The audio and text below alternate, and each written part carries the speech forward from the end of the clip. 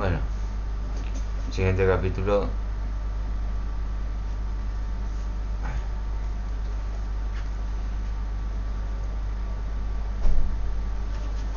Sigue el capítulo y dice así.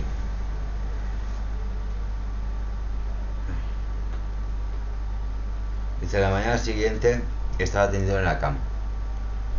Al menos pudo llegar hasta allí, pero estaba encima de las mantas y completamente vestido, incluso con los zapatos puestos. Tenía un espléndido dolor de cabeza y un sabor infernal en la boca. Se sentó en la cama y miró en derredor con cierto temor. No se veía ningún hombrecillo verde. Llegó hasta la pieza contigua y la examinó. Luego se acercó a la cocina preguntándose si el café valdría el trabajo de hacerlo. Decidió que no valía la pena, ya que podía tomarlo en uno de los paradores de la carretera cuando volviera a la ciudad, y cuando antes volviera allí mucho mejor. Ni siquiera se tendría a limpiar la cabaña o empaquetar sus cosas. Podía volver más tarde y coger la maleta, o pedir a alguien que fuera a buscarla si es que tenía que entrar en el manicomio por algún tiempo. En aquel momento lo que quería era salir de allí y al infierno con todo lo demás. Ni siquiera se ducharía o afeitaría hasta que estuviera en su casa. Tenía otra máquina eléctrica en su apartamento y también el resto de su ropa. ¿Y después qué? Bueno, después empezaría a preocuparse por lo que debía hacer. Pensó que por entonces el dolor de cabeza se le habría pasado lo suficiente para poder pensar con calma. Al pasar por la otra habitación, vio la cámara fotográfica y la recogió para llevársela. Quizá, después de reflexionar con calma, necesitaría revelar aquella foto. Aún había una posibilidad entre mil de que, a pesar de que sus manos habían pasado a través de su cuerpo, un verdadero marciano se hubiera sentado en aquella silla y no se tratara de una alucinación. Quizá los marcianos tenían otros poderes aparte del Kingman. Sí, si aparecía un marciano en la foto,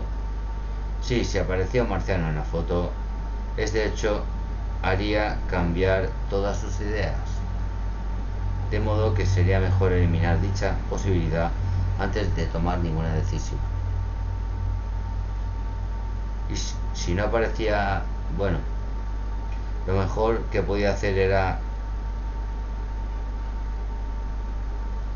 telefonear a Margie y pedirle que le recomendara al psiquiatra al que varias veces le había pedido que consultara durante su matrimonio. Ella había sido enfermera en varias instituciones mentales antes de casarse con Luke y volvió a trabajar en una de ellas cuando se separaron.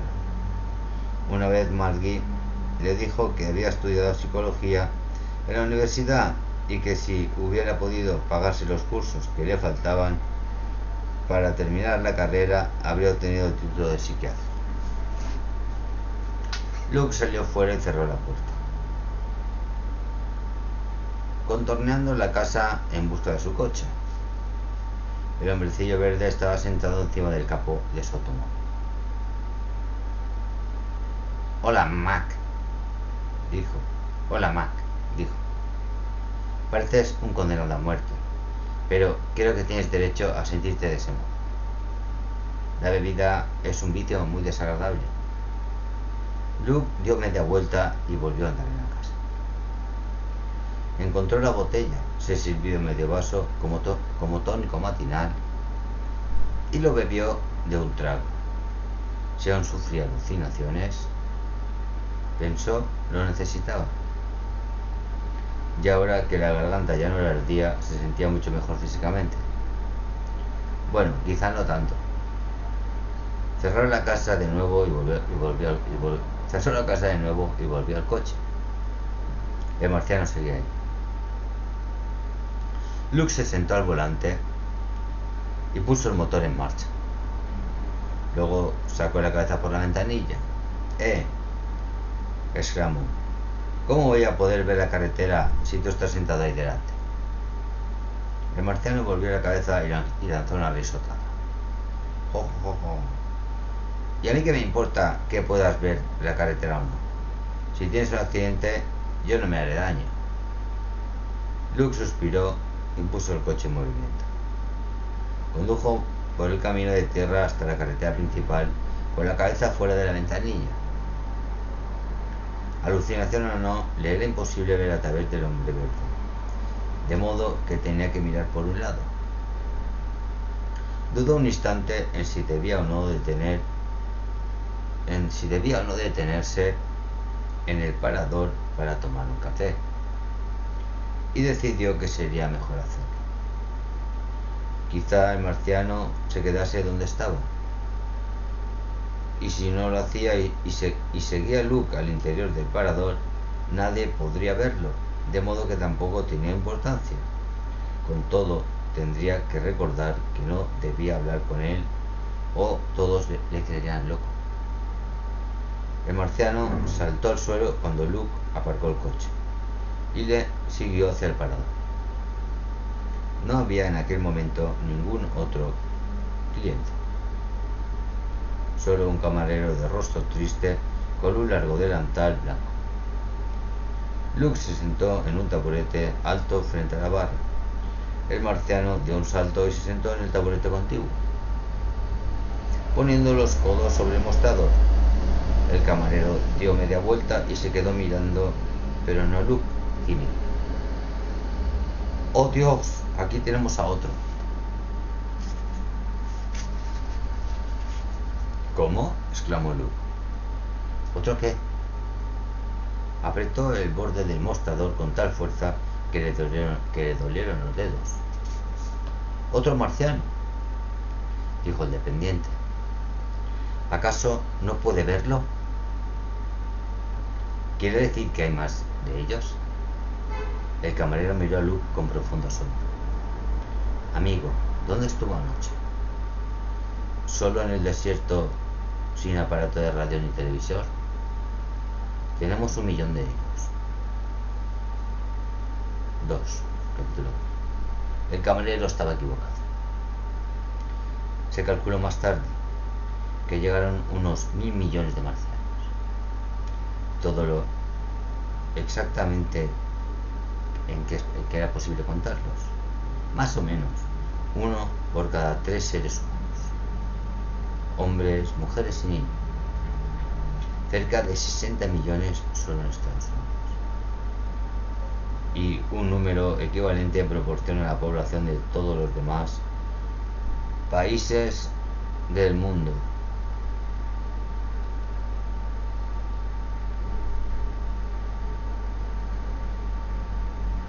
Todos aparecieron, según pudo determinarse, en el mismo instante en todas partes. En el uso horario del Pacífico fueron las 8:15 de la tarde. En otros usos horarios a otras horas. En Nueva York fue 3 horas más tarde, a las 11:14 de la noche.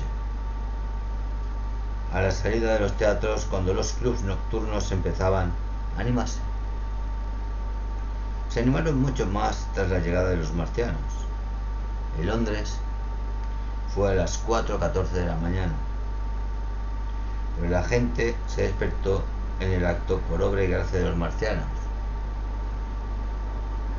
En Moscú eran las 7:14 de la tarde, cuando sus habitantes se disponían a marcharse del trabajo.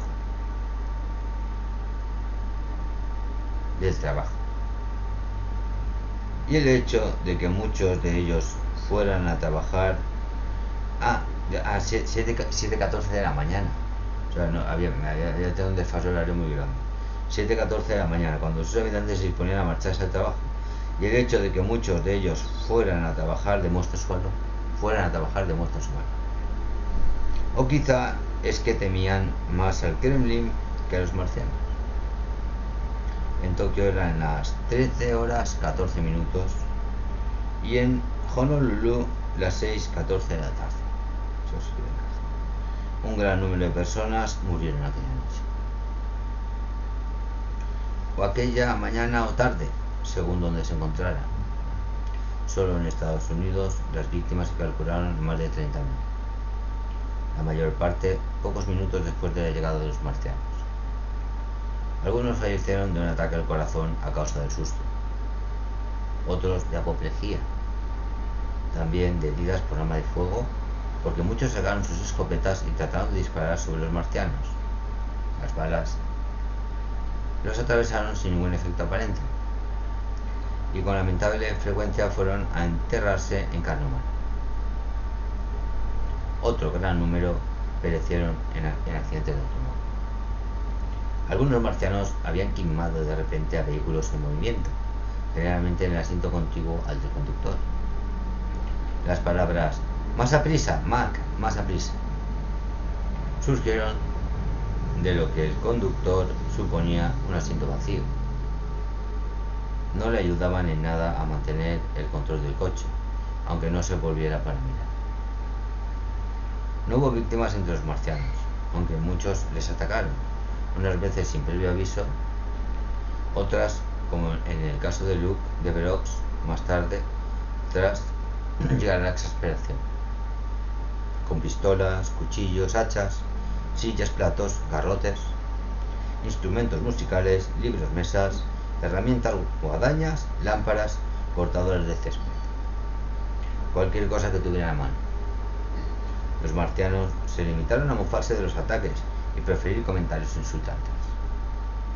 Otras personas, por el contrario, trataron de darles la bienvenida y mostrarse amistosos. Con estos, los marcianos fueron mucho más insultantes. Pero en cualquier parte donde llegaron, y fuera cual fuese el modo en que los recibieron, decir que causaron dificultades y sembraron la confusión es decir poco. 3.